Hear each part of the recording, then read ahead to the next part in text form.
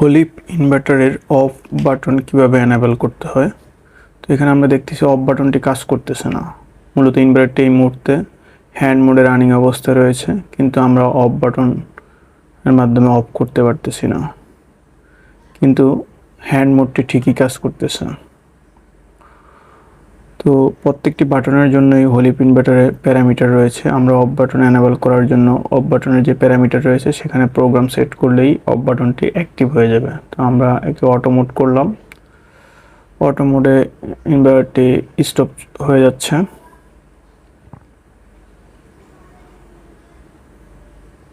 আবার দেখা যাচ্ছে হ্যান্ড বাটনটিও কাজ করতেছে, কিন্তু অফ বাটনটি কোনোভাবেই কাজ করতেছে না। মূলত এই অফ বাটনটি ডিসেবল করা রয়েছে। তো অফ বাটন অ্যাক্টিভ করার জন্য যে প্যারামিটারটি রয়েছে সেটি হচ্ছে কোড 00.41। এটা হচ্ছে অফ কি অপশন। তো এখানে মূলত 0 সেট করা রয়েছে, 2 সেট করা রয়েছে, যেটা রিসেট হিসাবে কাজ করবে।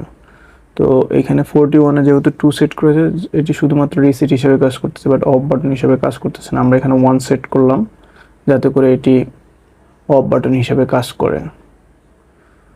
সো এখন আমরা চাইলে অফ বাটন প্রেস করেছি, ইনভার্টারটি অফ পজিশনে রয়েছে এবং অফের যে বাতিটি আছে বাতিটি জ্বলে উঠেছে। এখন হ্যান্ড বাটনের মাধ্যমে ইনভার্টারটিকে রান করলাম, ইনভার্টার রানিংয়ে চলে যাচ্ছে। তো আমরা চাইলে এখন আবার যখন অফ বাটন প্রেস করবো ইনভার্টারটি অফ হয়ে যাবে। তার মানে এখন অফ বাটনটি অ্যাক্টিভ রয়েছে অ্যাজ এ অফ বাটন হিসাবে। তো প্যারামিটার 41-এই মূলত এই 1 সেট করলে অফ বাটনটি অ্যাক্টিভ হয়ে যাবে।